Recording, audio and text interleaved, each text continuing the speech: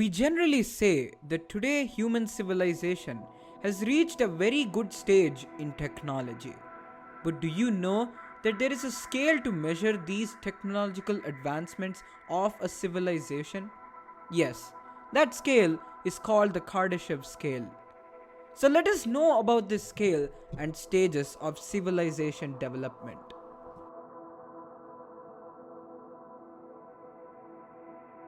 Kardashev scale classifies civilizations depending on the basis of their energy harvesting and consuming capabilities. On that basis, the civilizations were classified into three categories, namely Type 1, Type 2, and Type 3. Nikolai Kardashev, a Russian astrophysicist, created the so-called Kardashev civilization classification scale. With time, the Kardashev scale got some modifications, and a major modification was done by physicist Carl Sagan. Sagan came up with an interpolation formula for the Kardashev theory to rate the civilization on the basis of their energy consumption. This formula converted the discrete scale into a continuous one, where K is the rating of civilization and where P is the power used by the civilization. In 2018, the world energy consumption was 18.4 terawatts, which puts humanity at 0.73 on the Kardashev scale. So let us know about each type of civilization in detail.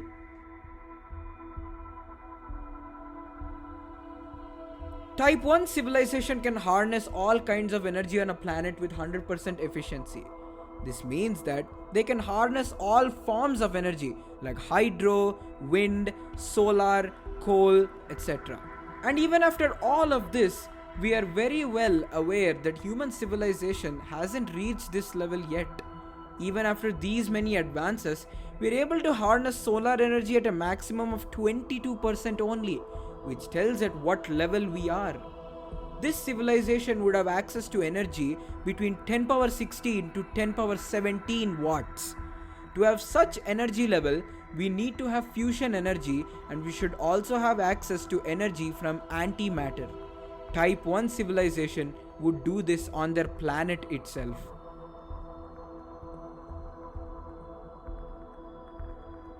Type 2 civilization would be able to harness the complete energy of their solar system. They would be able to construct hypothetical structures like the Dyson sphere, the Dyson swarm, Matryoshka brain, etc. Now this is a hypothetical megastructure built around the sun to harness a large part of the energy that the sun radiates into space. Human civilization is just able to launch small satellites to the sun till now.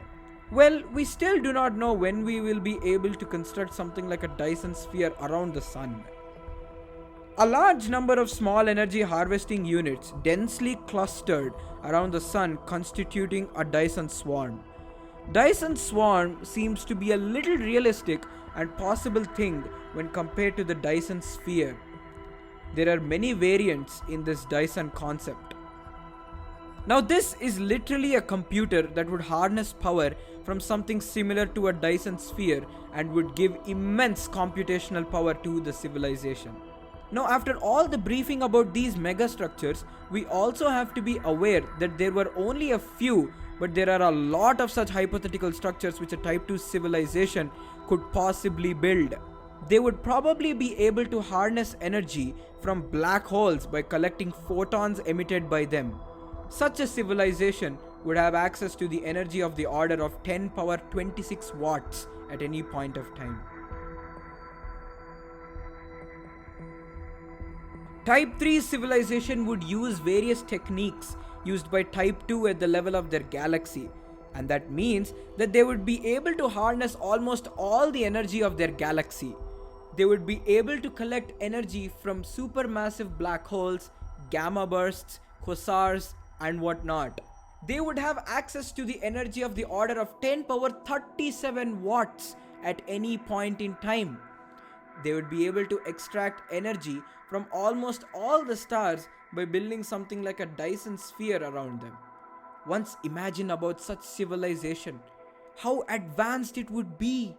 Now, if type 3 civilization can exist, we can also have a type 4 and type 5 civilizations possibility, wherein type 4 civilization would be able to control the whole universe, and type 5 civilization would operate at a multiple universe level and will be equivalent to a god phenomenon.